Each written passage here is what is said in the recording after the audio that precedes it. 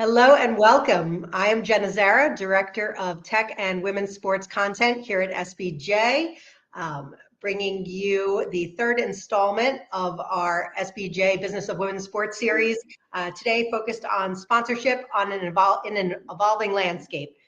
This is a special one for us. A couple weeks ago, hopefully you saw in the magazine, Rachel undertook a massive research project this summer. And so it resulted in this magazine package and a ton of original research. And she spoke to so many stakeholders in the industry. Response both to that and today's session has been so well received. We're really happy to have you all here. And thank you for your participation. Before I turn it over to Rachel, who'll be moderating our session today, I have just a couple of housekeeping notes for you in regard to your platform. If I could direct your attention to the bottom right-hand corner of the screen, there are two functions that you'll be using today. The chat function is the furthest most right. This is an interactive session. Please introduce yourself in the chat, say who you are, where you're from, who you're with. We love to see people. We have people from all over the world who tune into this. If you see someone that you know or recognize, say hi to them in there. That is your space to network and interact with each other. The second one is the questions, the little question mark button there.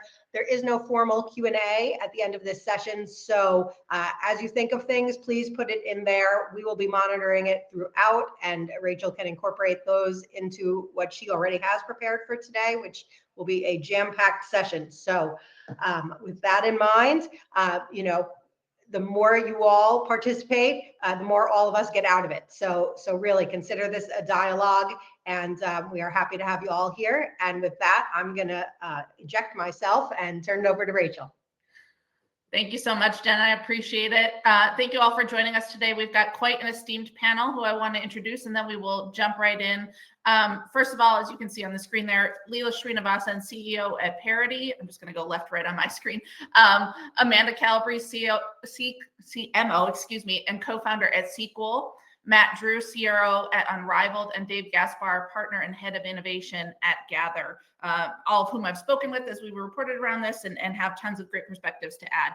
I'd like to kind of start by setting the table on where things are today. Leela, I'll start with you. How have you seen the sponsorship landscape shift in women's sports in the last, let's say, 3 to 5 years? Yeah, for sure. Well, first, thanks for having me, Rachel. There's so much to talk about here. 3 to 5 years, gosh. Well, I would probably call out the confluence of 3 different influences, if you will. So 3 shifts I've seen. The first, I think, is just the wider range of opportunities that are available. So if you think back to, and I should caveat this by saying I joined Parity in 2023. So my perspective is really sort of the last 2.5 to 3 years. But back in 2023, the US market was just going gaga over women's college hoops and women's pro soccer, right? Because that was the summer of the FIFA World Cup. So, the conversation was bubbling when I joined Parity. People were like, oh, wow, right place, right time.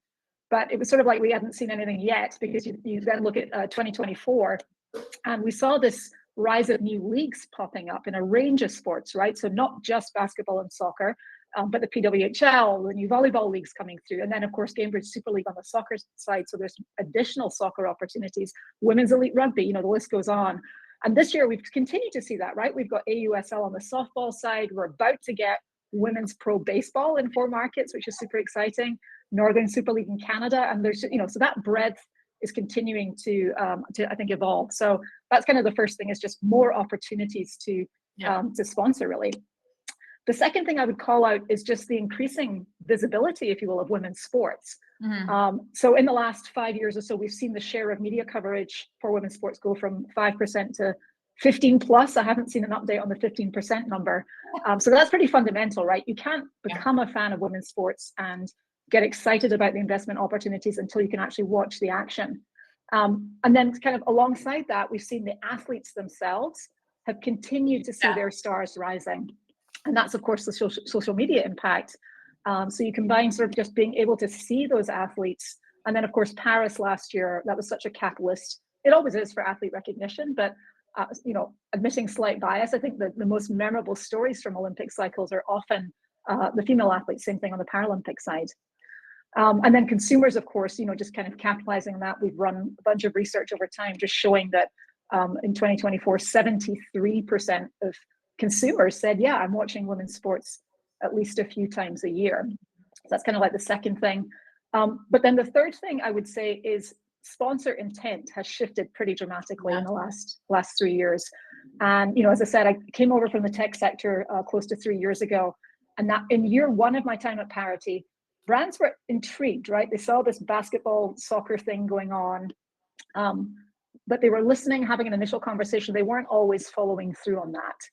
I think in year two, I saw the interest start to get more serious. Brands start to actually put their money where their mouth was.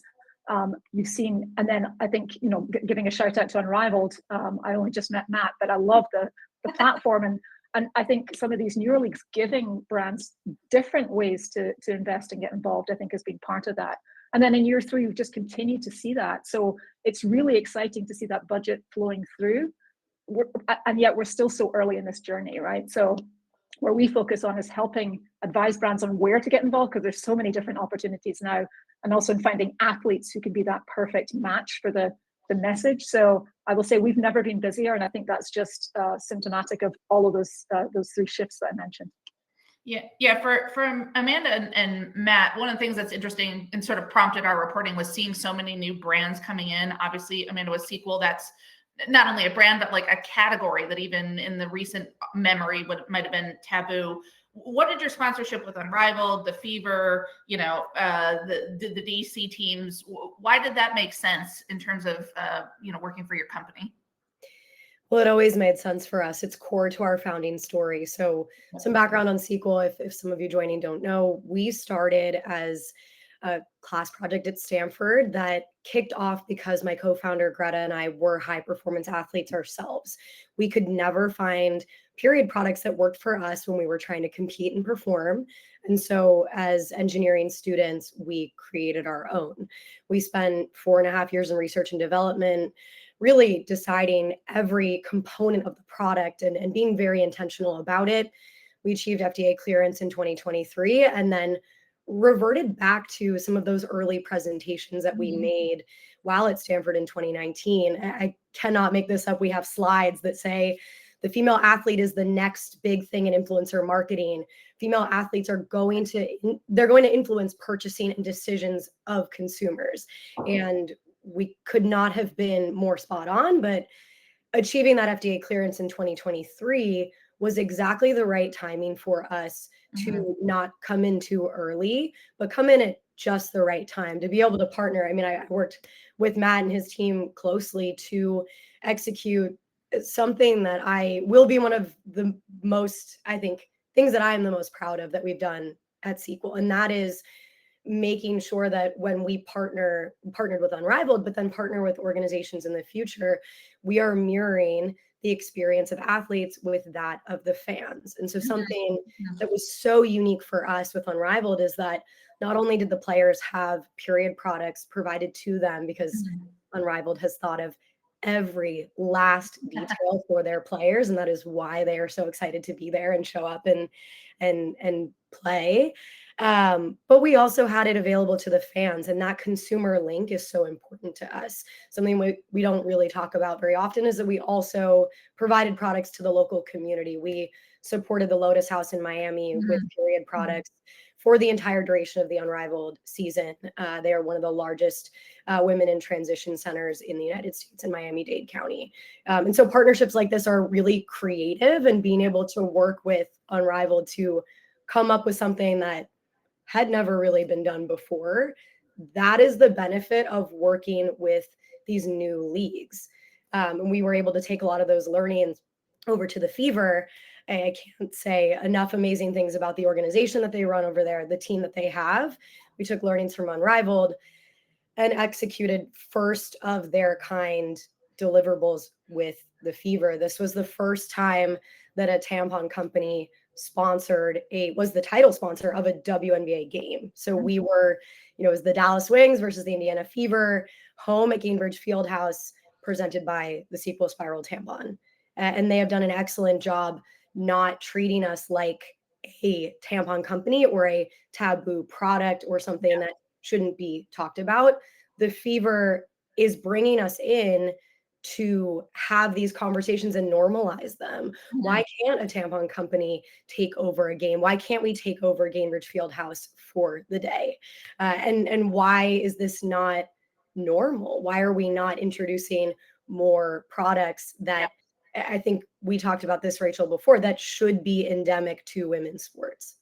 Yeah, Matt, you kind of sit at the center of this, right? A new league in the past few years, and you brought in partners like Sequel. How have you been able to do it? These brands who are new to the sports space, as you're building something that is entirely new as well, convince them this is something that has value to you, that will give you returns. Well, first of all, thanks for having us, and nice to be here with everyone to talk about this. And also thanks to everyone for the compliments that we've received already. It's very generous of both of you. We do find ourselves at the center of it. And sort of going back to what Leela was saying, I think what brands are ultimately looking for is an exciting, large audience that is qualified to buy. And obviously with what's happened in the sector, with the growth economically in terms of media coverage, that audience is demonstrably large. And then I think what people kind of realize quite quickly is that it's about as good and compelling an audience as you can possibly get. Unrivaled in particular, we have a very strongly female audience. We're a very rare league in the sense that we are majority female in terms of viewership, which isn't always the case even for women's leagues and women's sports competitions. And of course, it's an audience that is more likely to buy. I think Leela and Dave will have great data on that. But clearly, it's a very sort of compelling audience in that respect. And then to what Amanda was saying, we just have this incredible opportunity to do things that are different because we are building things. And we asked brands at the start, what have you always wanted to do you've never been able to? What have other people said no to? And we're lucky because we're new. We have the opportunity to build compelling packages and activation opportunities that aren't really possible in other environments. And as was alluded to before, we have one other completely killer asset within our organization, which is the players. We're a player-led league. They're equity holders in our business. We do things deeply in conjunction with them. It's a league and a movement, and they want to support it. And what that means, I think, is twofold. One, fans see brands associating themselves with our league and with our players. They see the players supporting the brands because the brands are supporting them. And it really drives, frankly, value for everyone involved in a sort of progressive and positive way. And I think sometimes, that is much tougher to deliver in a more traditional sponsorship ecosystem. So I think that's one of the reasons that we've been able to have some success so far, and we'll continue to try and drive that along. And then the last thing I'll say, which I think is a real feature of how we think about it, and I think ties back to this very sizable and highly qualified audience we have, is that these things have to be authentic and real and properly integrated. I think brands, and they can speak for themselves, of course, but this is generally my understanding from what they and their agencies tell us. They are looking for a greater array of opportunities in the space to authentically show themselves up on what they can do. So where we have cut through the most, and people have been kind enough to say most positive things about us, much like the work we did with Amanda and her team, is where we have had things like Sequel, or with Samsung, our lead partner, who we integrated their products entirely into our ecosystem, or with Sephora, which was a great hit for us, where it became something that was integral to the player environment, and those products and scenarios where the players were using them became an absolutely critical part of what we were doing. And then similarly with Xfinity Mobile, who just came on to work with us, that is a brand where they're going to be fully integrated with their services into our environment and help power what we do.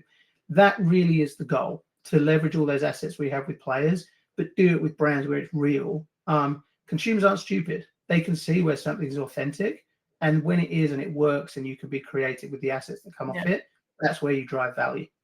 Yeah, I do want to get to the why and what's unique about women's sports, but it's sort of table setting for the landscape. Dave, I know you guys you have done at Gather research looking at Fortune 500 investment, and I'm particularly curious what you're seeing now and maybe year over year growth from when you started that work. Absolutely, and Rachel, thanks for having me. And very much appreciate to be on this esteemed panel of folks from the industry. So this is awesome. Yes, we have new research. Our second year of Gather's women in sports research, focusing specifically around Fortune 500 companies. I have a couple of great things to announce. One, the state of professional sports sponsorship in America is strong. This is awesome. That's not just a women's story. This is a men's story as well. And as we see here on screen, 13% Fortune 500 companies are sponsoring women's sports. The key takeaway here is that number has doubled since last year. Thanks for putting this up on screen. And this comes again from our second annual report on this. Let me just give us some history on why we did this. It's really great when someone like Deloitte puts out there that there's going to be $2.4 billion worth of investment in the space. That's amazing to have a number that we can all sort of hook into. But what does that really mean? Who is actually coming in, and what sort of meaningful way? So we tried to, frankly, uncover every rock to find this data, so we didn't have to go do the research ourselves, but we didn't. So we went out, and again, this is our second year looking at it, and just to kind of frame everything, right? So we looked at Fortune 500 companies as the comp set. And we looked at only the leagues right now that have a comparative women's sport and men's sports. We looked at basketball, we looked at soccer, and we looked at hockey, which has been a really interesting group for us. And again, inside that comp set, we found that the women's sports have doubled. And frankly, the men's sports inside that Fortune 500 company set are up about 40% year over year. So when you think even inside of a mature industry, we still have that growth that's going on. And when we think about those who are sponsoring both men and women's sports, this isn't, a small group. So we're actually seeing that 14 of the top 50 in the Fortune 500 are actually sponsoring both. And just so we get a sense of who these are, this is Amazon and Alphabet. This is JP Morgan and B of A. It's GM and Ford. It's Verizon and Comcast. These are the top sponsorship class of people who are coming in to really put major investments both into the men's sports, but also into the women's sports side of this. And again, to see this number double since last year is absolutely unbelievable. And just in sort of, again, way of background here, Rachel, if it's helpful. So, Gather's a New York City, full service marketing agency. And we're really, what makes us interesting, I think, is that we're a collective of the world's leading independent practitioners. So working in creatives and strategists and brand builders. And frankly, we've spent the last 15 years trying to be a leader in what we call TAS. So it's, team as a service and servicing these Fortune 1000 companies that we're, sort of speaking with today. Having a lot of experience in that sports space, and the entertainment fields, working with US Open and F1 and Grammys and Masters and ESPN and some esports as well. And we think what's really important is that women's sports is not necessarily the right investment for all corporate sponsors. But we do believe that all corporate sponsors need to have a women's sports sponsorship strategy. When you get called into the CEO's office and she asks you, what is our strategy here? We should know what that is. And that's something we've been working with a lot of our clients in this global set to make sure that they do have that strategy going forward as they're looking to expand, both double down on men's sports, trying to possibly get into the women's sports for the first time, or possibly expand their women's sports presence. I want to take that and open that, I guess, to the panel. We've been circling the why, and Matt kind of touched on it a moment ago. When you're talking with them about what the strategy could be, when you're trying to, pitch to a brand, when you're considering as a brand, what is unique about women's sports? What is it delivering that is helping to drive this investment and the kind of investment that we're seeing? Anyone who wants to take it? Well, I guess I'll kick us off. You go, Leah. I had a bit of a go last time, so you can supplement that. I mean, there's so many. I feel like there are a million reasons why we're seeing it take off. I mean, I think as Dave said, all sports are getting momentum, and I think that sports is the ultimate reality TV in some ways, because people want authenticity, they want community, they want experiences. Sports going to give them all of that. I think so. One myth that we try and bust at Parity that I think still actually does play into the why of women's sports is, I think there's been this long time misconception that only women watch women's sports, and clearly that's not true. Of course, we've done the research to show that actually more men watch women's sports, especially frequently. But that said, women's sports does create a different environment, a different community, I think, for women to lean into. And whichever way you look at it, I think Nielsen's stat around women in general and sort of their purchase power is that they're slated to have 75% of all discretionary spend by 2028. And on the call here between Sequel and Unrivaled, we've got a perfect case study of how well suited women's sports and women athletes are to showcasing, a very wide array of products and services. And, there are certain products and services that only, I would say, women athletes can authentically represent themselves and can speak to lived experiences around that. So I think that's a big part of it. I would also give credit to the athletes themselves, as Matt did. Athlete followers are just obsessed. And that's because the athletes themselves are irresistible. And part of that comes back to this sense of realness that you get from them. So one living example, I was lucky enough to be at Athlos 10 days ago in New York. Amazing track meet. Highly recommend it for anyone who wasn't able to make it there. And I'm at the bar in the VIP area, and I literally walk into the stud buds, right? So you can love or loathe the stud buds, but you know exactly who they are and what they stand for and what they're about. And there's nothing varnished about, they are who they are. And that, that you see that sort of just really compelling presentation in, amongst women athletes, and then social as this playground where they can really exercise their voice. And one thing that we've seen at Parity, I mean, we look at the kind of the rise and fall of followings on social, and last year's Olympic cycle was a perfect time where we saw, I think, women Olympians average followings went up by 70% during the Olympics. Women Paralympians went up by 30%. So as soon as they get a little bit of limelight, people are just really compelled by those stories and lean in and want more. And for the sponsors out there, they see these new leagues, these new platforms. They hear the opportunities that the innovators like Unrivaled are affording them. It's sort of the art of the possible. It's not here's the kind of like the logo slap and then you're done. And then they see the stories that they can tell, the storytelling that they can unlock through women's sports, I think is very different from sort of what sports is offered conventionally. I also think there's been a shift, obviously very recently, and I think historically female athletes have had to rely on their personal stories and their brands and building their own audiences because the infrastructure was not there for them to monetize their name, image, and likeness through the team. The sponsorships weren't there. And so we have these incredible stories that have been built up over time. I think as the following on social grows, as these like kind of parasocial relationships grow between the fans and the players, that only increases the opportunity for teams to bring in sponsors that are not based in their specific market. So I bring this up because very traditionally we have your healthcare provider that is native to that market. We have insurance provider, like these large Fortune 500, Fortune 100 companies that are based in, and I'm going to say Indianapolis because we're with the Fever, and I think this is a prime example of this. So, they have a lot of local big ticket sponsors, large asset sales that are coming from their market. And that is true across the WNBA. That's true across women's sports. We are not based in Indianapolis. We are a remote team. I'm in New York. My co-founder's in San Francisco.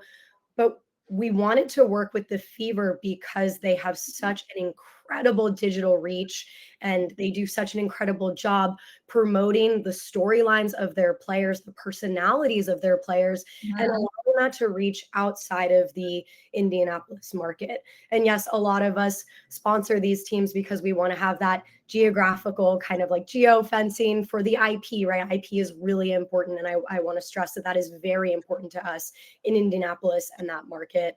But at the same time, we saw an opportunity to also work with a team that is crushing it in terms of telling those players' stories on a national level and broadcasting that out, not just within the WNBA and WNBA fans, but people that are new and getting into women's sports and want to dip their toe into watching women's sports. And so we, again, can't thank that team enough for the hard work that they've put into the creativity of the assets that we have with them and the execution of it.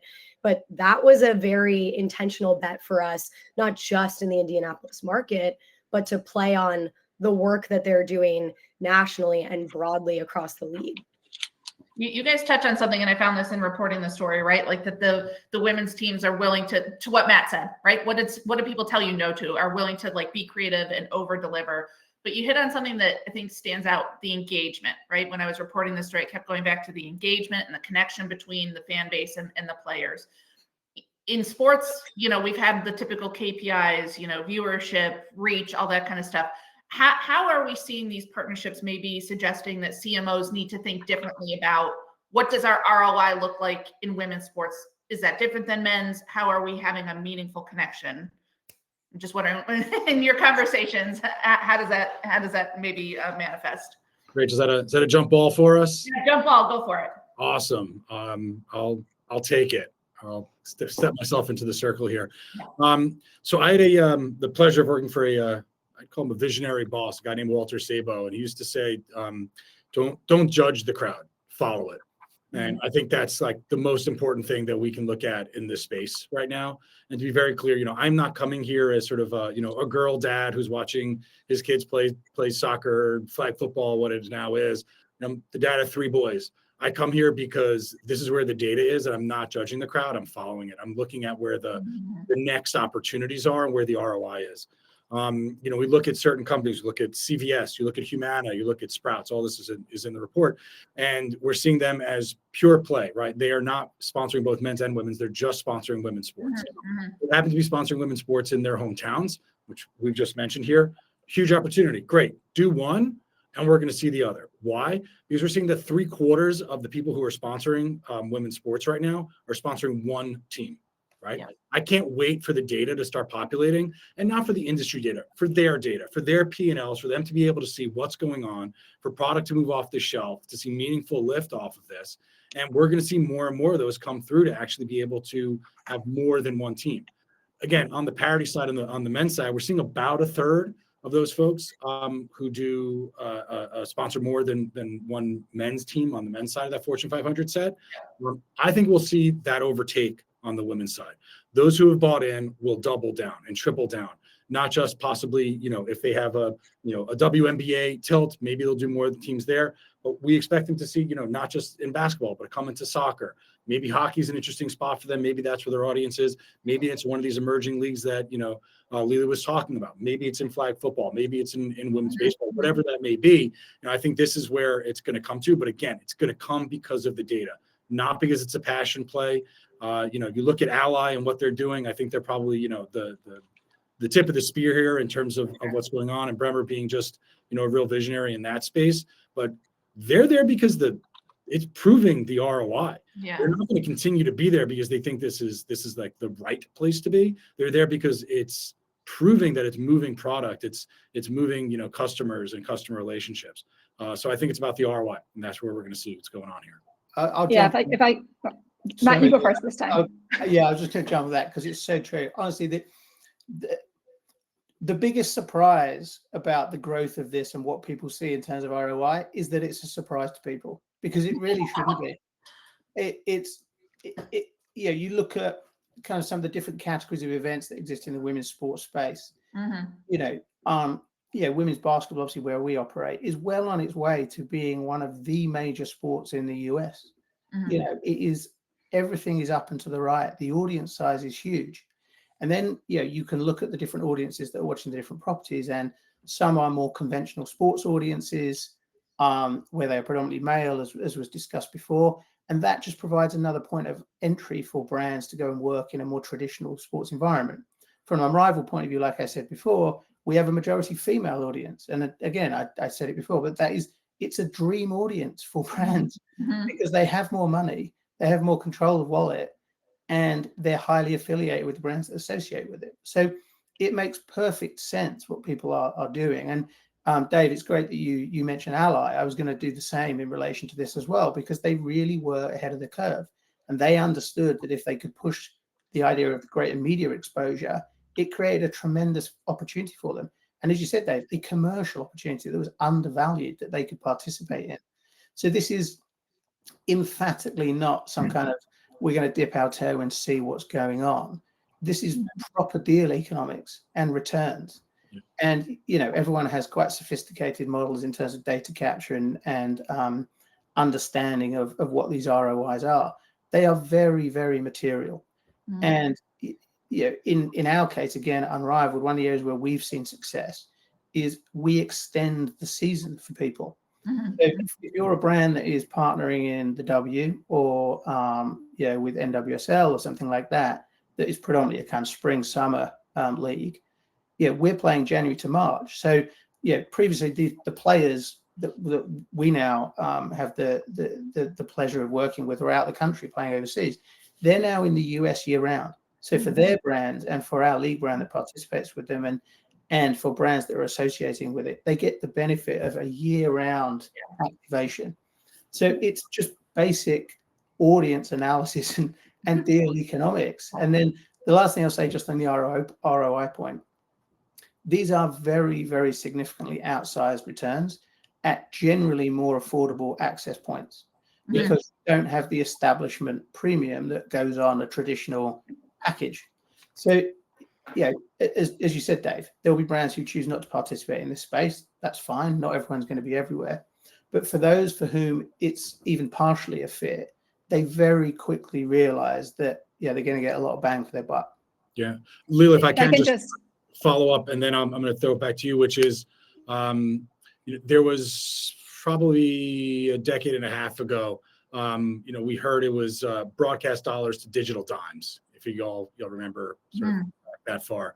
I think the new heuristic to be thinking about here from sort of sponsorship dollars, it's men's dollars to women's quarters.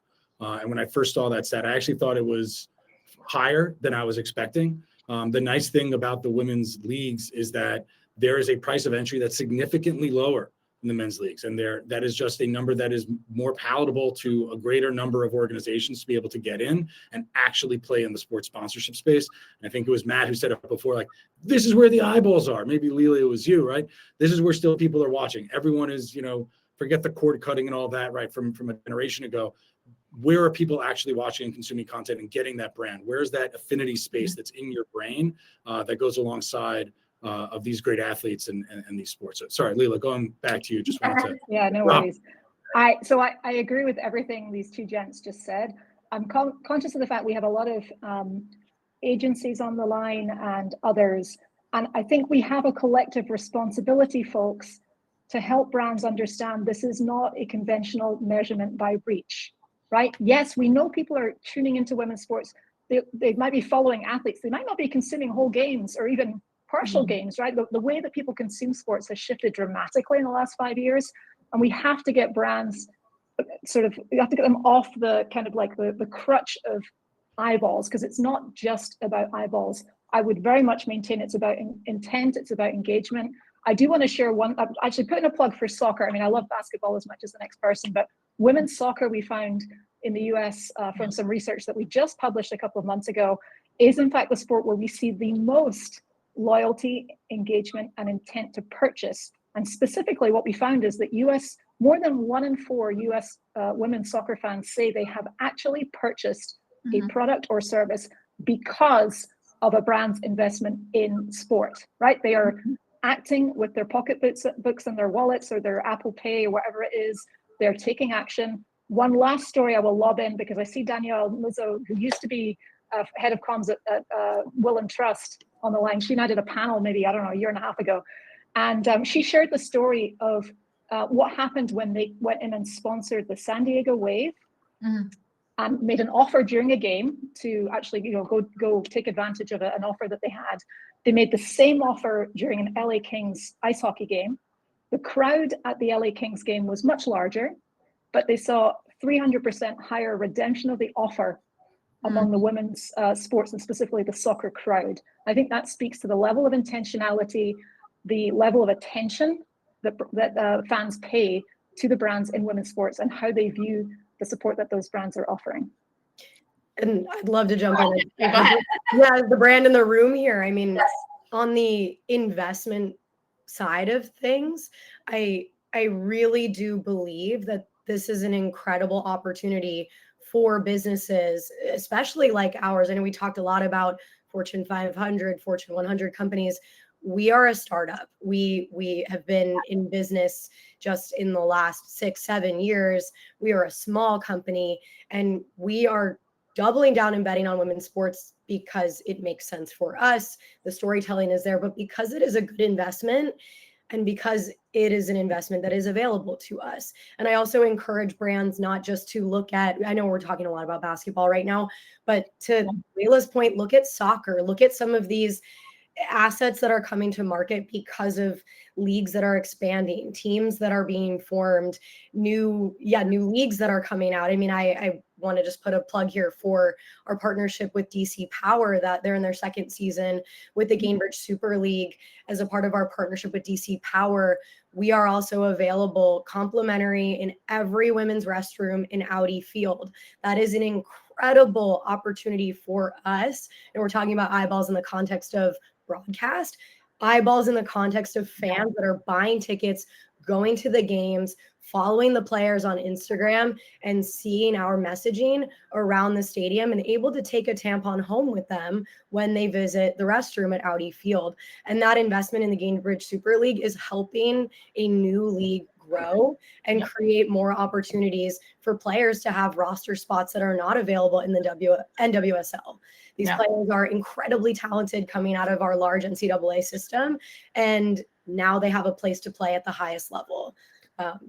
So as a brand, I think we should not just focus on the, I'm priced out of this, I can't do this, these large companies, Fortune 500, Fortune 100 companies, they're taking all the investments in their market. Of course, sponsorship investment minimums exist for a reason. They exist within certain teams and organizations, and of course they exist for a reason.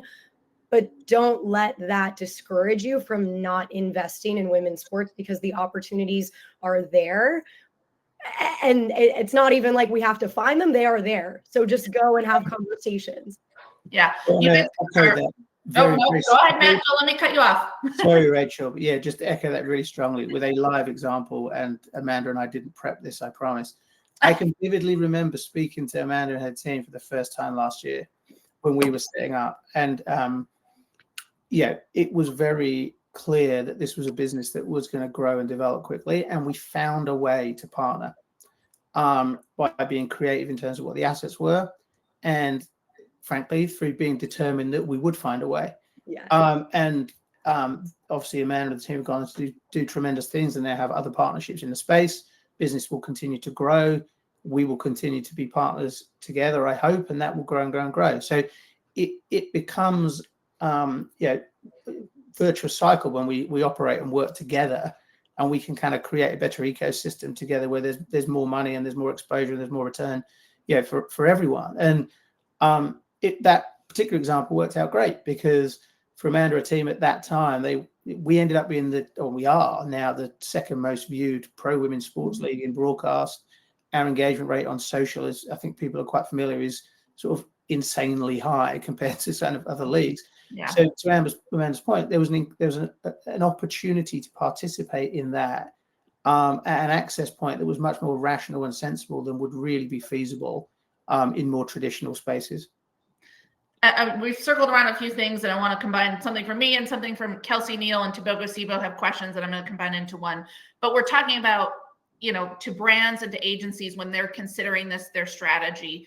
What would be your perspective or your advice on the broad breadth of that investment, right? 75-ish% are only in one place. Should they, State Farm, who you guys have, Matt, is one that's very invested in basketball, but not really elsewhere. Amanda, you guys are in multiple sports. So what would you, just consider in that devising of strategy of depth versus breadth, and how does NIL also factor, that's a big thing that we haven't discussed yet, but how does that factor into how these brands can and should be thinking about where they're investing in women's sports? Sure, I'll jump in here. So we do that type of consulting and advising with our clients on a daily basis. There is no magic bullet here in terms of strategy. Strategy is a very personal thing, maybe not quite as personal as Amanda's products here, but certainly personal to that and specific to that company, right? So it's about their audience, it's about their growth, it's about their goals. So to say that, you have to be 70-30 and there's some, feeling of like Wall Street, portfolio analysis here, that is true, but it's only true to the sense of, what audience you want to reach, what goals you're trying to achieve, and your sponsorship portfolio should be exactly that. Speaking of the portfolio analysis, I think this is kind of, if you allow me just a quick aside on this, when we see these companies and we're seeing the emergence of the newer women's sports themselves, new teams that are coming through in completely new leagues, right? Mhm. We're actually seeing relatively short-term deals. Mhm. And Matt, love your thought on this. We're seeing things that are 1 or 2 years, possibly 2 to 3. Tends not to be much longer, right? I actually think that the leagues need to create a much higher ROI in the platform for their sponsors and those who have come in early. Give them a 5-year deal. Maybe you have some ratcheting up that goes on here, over the next couple of years, but you should be able to get into that, I don't want to call them penny stocks, but smaller, portfolio pieces. And you want to be able to really ride the wave with them. That is what we're looking for and how we're counseling our clients to say, get in, do a much longer term deal. Okay, there should be kickers and increases because we don't want to steal money from these leagues. We need to, provide them the oxygen that you continue to breathe. But yeah, those brands should get the benefit of coming in early and having longer term deals to effectively ride these stocks as they grow. And I think all of us have seen both of them. They have grown and they will continue to grow. Yeah, I would just adding to that. I so totally agree. I mean, for context, parity sort of sits between teams and leagues, brands, and athletes, and so we sort of have a vantage point into the entire ecosystem in some ways.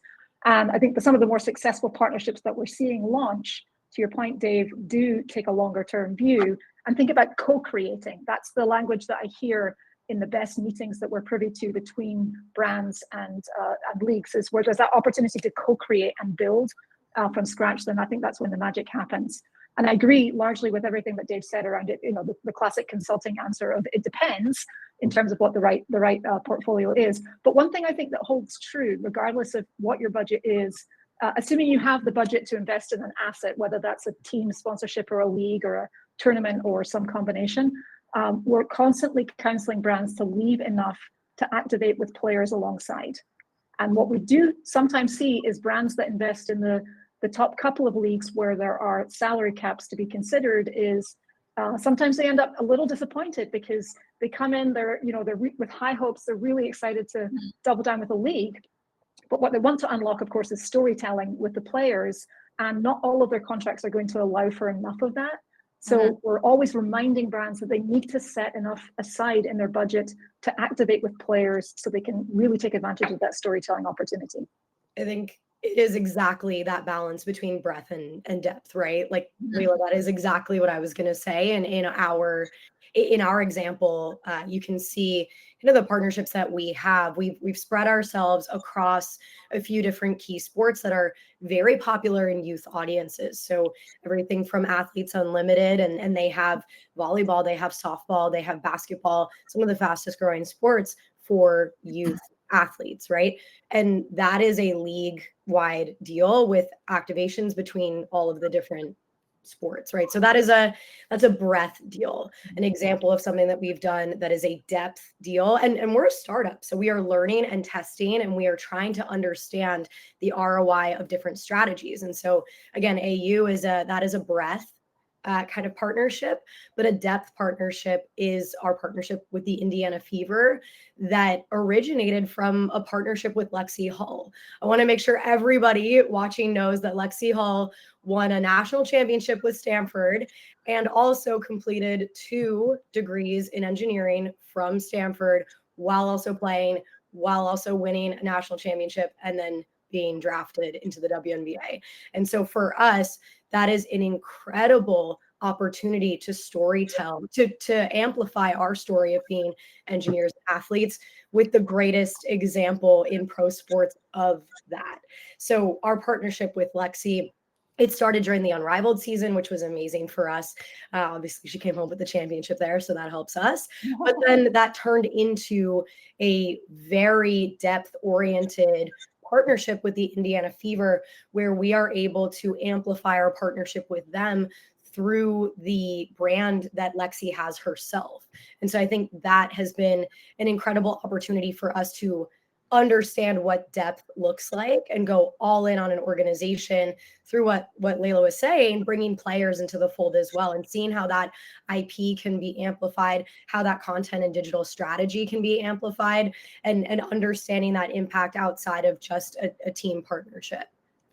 I was going to emphasize, Amanda, that is unrivaled champion, Lexi Hull, of course. But, on that point, I can't emphasize this enough. And I think when we were building out Unrivaled and thinking what we wanted to put together, we, of course, were very fortunate because we were setting it up with players. But it is very, very clear in terms of brands looking at spaces where they're going to drive the biggest ROI, where they can have access to players. That is a reason why we've had success, and the brands have enjoyed working with us. I think of Miller Lite, which was a great supporter of us from day one, and completely organically having players pick up cans in the celebration, after the championship, and getting viral moments off the back of that.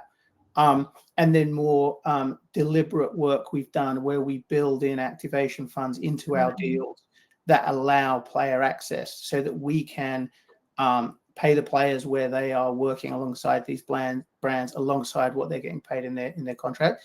But it's all baked in. And I think obviously the players is a reason. I said before, we're on broadcast with our partner Turner. We're the second most viewed pro women's sports league after just 1 year. But in terms of the social content, where we're seeing 6, 7, 8, sometimes 9% engagement rates, the latter example being, actually it was nearer 10, with Samsung, where we did some work with our NIL athletes in the off season. These rates are kind of unheard of for branded content. It's crazy, but it's because of the players and their participation, and the fact that they know ultimately is benefiting them because of their arrangement with us and the equity they have in the league. And that if they grow the revenue of this league together, then everyone is going to benefit. But the huge result, obviously, for brands is they are all with us in market at our hub for 3.5 months. You're not trying to fly 2 players across the country to meet to do a shoot. They're right there. They're just down the hall. So that is something that really has been powerful. And Leela, as you said, and Amanda, as you said, it's something that, as brands are looking to construct deals that drive these returns, it is critical at this part, that part of things is considered very, very strongly. I also think it's really important for brands, especially ones that have not invested in women's sports or have a minimal budget, like a really small budget, and want to test something in women's sports. It's really important to understand and isolate what is the most important thing to your brand, and to find a good fit within the ecosystem that aligns with what is your goal, right? So I think, to the point of Unrivaled here, they have a best-in-class social team. I have not seen social engagement like theirs anywhere else. And if you are looking for digital content engagement, go to them, because they have a best-in-class team executing on that strategy every single day.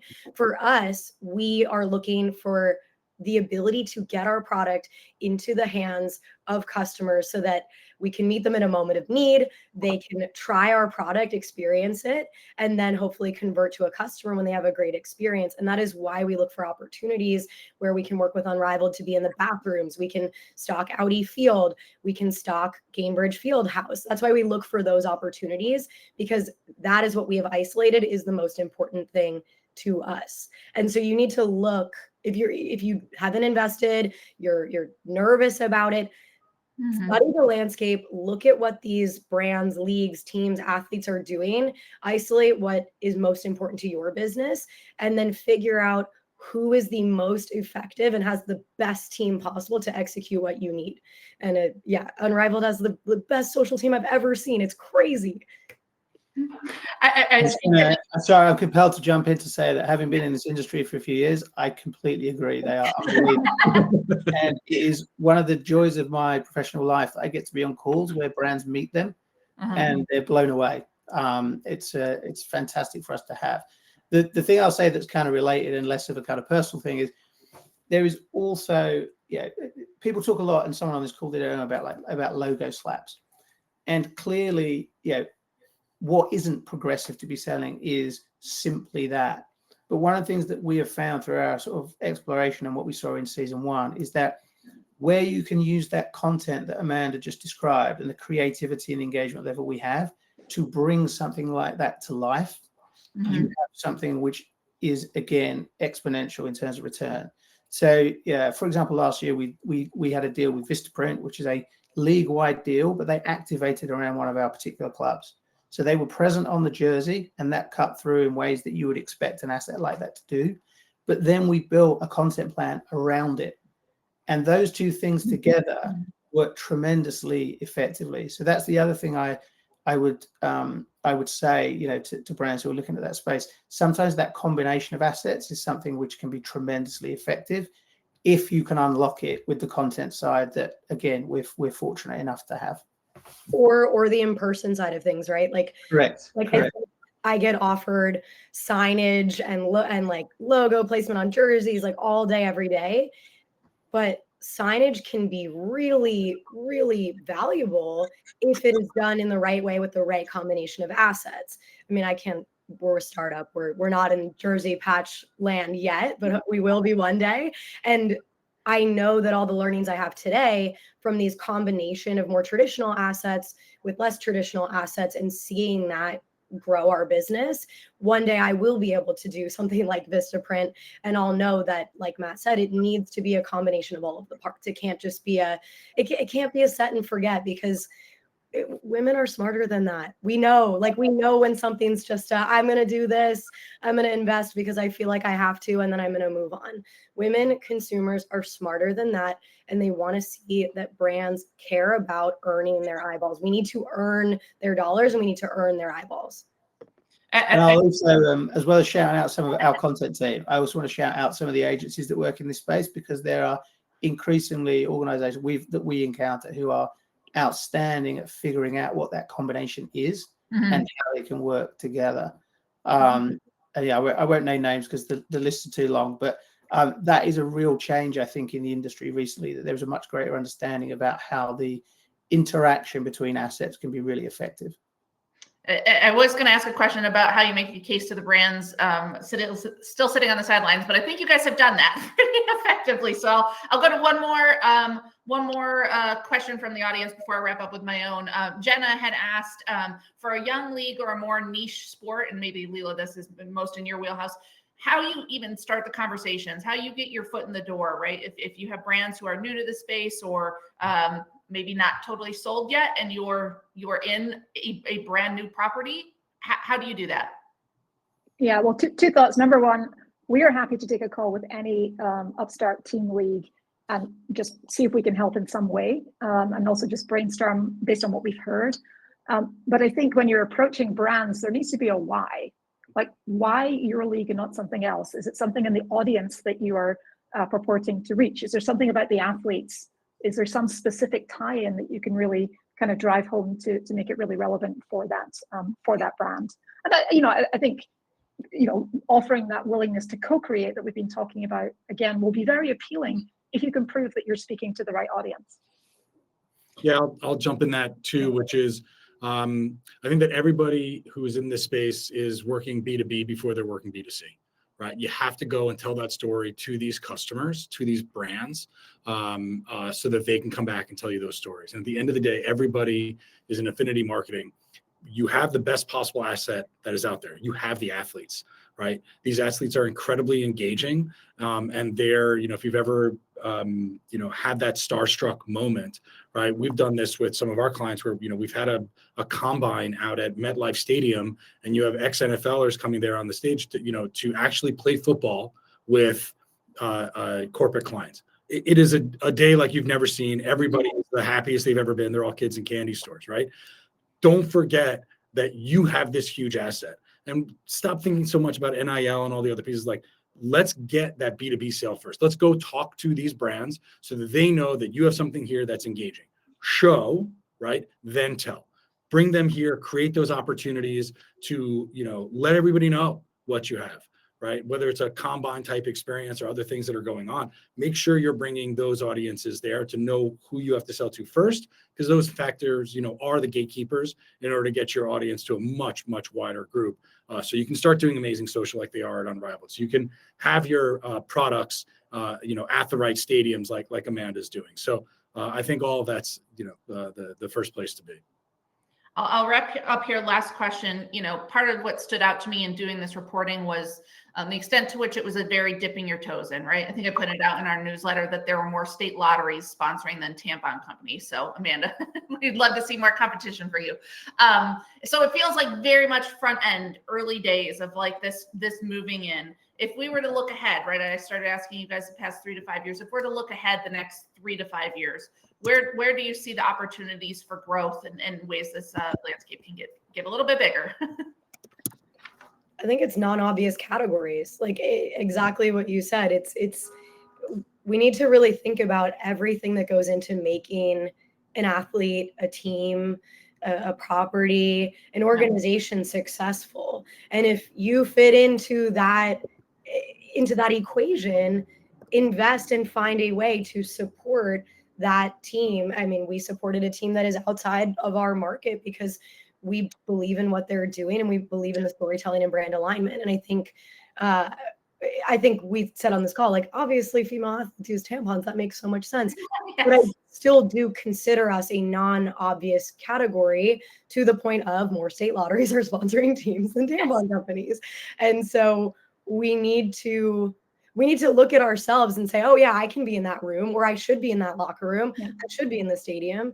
The players need me, and we should step up and start to invest and not count ourselves out because we're not a, large corporation or healthcare system.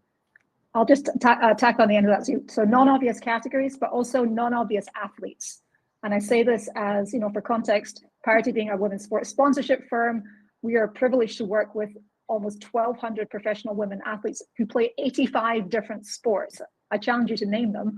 The top sports are the ones you would think of: soccer and basketball and track and field. But there's this very long tail of sports. Every Paralympic sport, every Olympic sport. We can't talk about the next 3 to 5 years without talking about LA 28, which will be here before you know it. So brands, if you're not already thinking about how you're going to play into that with your long-term strategy, then you should be. And I'll give you one shining example from Paris when I talk about non-obvious athletes. Matt, I'll see your 10% engagement and I'll raise it to 25% engagement, which is the engagement rate we saw when we paired the Olympic diving duo, synchronized divers, Cassidy Cook and Sarah Bacon, aka Cook and Bacon. We paired them with Hormel for a synchronized bacon flip, and that saw a 25% engagement rate. So I will say there's an athlete for every brand at every price point. To Amanda's point, it doesn't have to break the bank. I think finding the right athlete, the right fit is everything, and encourage you all to come on in. I just want to make sure we provide the data to the community, because that's the goal here, to make sure that we're, community focused. So shameless plug, gather.co/dispatch if you want to see the latest in the second annual women's sports study around Fortune 500 companies. We'd love to see you there, and feel free to take a look at the report. Thanks. Anything to bring us home, Matt, or we're good? I would say two things in terms of the next 3 to 5 years or whatever that time frame is. This ain't slowing down. It is going to continue to grow very, very significantly, and the opportunities that exist that we've talked about here, I think will continue to grow exponentially. And then Lisa's absolutely right from an athlete's point of view in this space. Quite frankly, female athletes are better at it as a rule than male athletes. There are reasons for that. Generally speaking, it's a greater proportion of their income that comes from brand associations, and so on. But I agree. I think there's going to be much more exposure for a much greater range of athletes. They're tremendous allies and advocates for brands that they work with. And I think that combination we alluded to before of league and player deals kind of coming together and working in a way that weaves them very closely is something that there's going to be an awful lot more of, because people can see very clearly that it delivers. Yeah. Well, thank you all. This has been a great discussion. I really appreciate your time. Thanks, Rachel. Thank you. Awesome. We'd like Thank to you. thank everyone, Leela, Amanda, Matt, Dave. Thank you to Rachel for assembling this powerhouse panel and shepherding us through the past hour. You all were terrific. The chat was just absolutely full of engagement. You guys were great. I'm glad to see you all connecting. I like to see where everybody's from. I think our furthest participant today was Botswana. So how about that? And tons of, as expected, women's teams and leagues, but also MLB, MLS, NBA, all on this call with us today. So it was terrific. Hopefully we can all learn from each other, learn with each other on this. My final statement here. I hope you'll all join us. Our last in this series is coming to you on November 5th. It will be media rights and production focused. You can register on the sportsbusinessjournal.com website. If you just click the little button that says SBJ Live, it'll take you right to it. And don't worry, we have a slew of them planned for 2026, even more. And please don't hesitate to reach out. If there's something you want to see us cover in this series, hit Rachel, hit me. We'd love to hear about it. So wish you all a great rest of your day and thank you all. Thanks, everyone. Thank Bye-bye. you.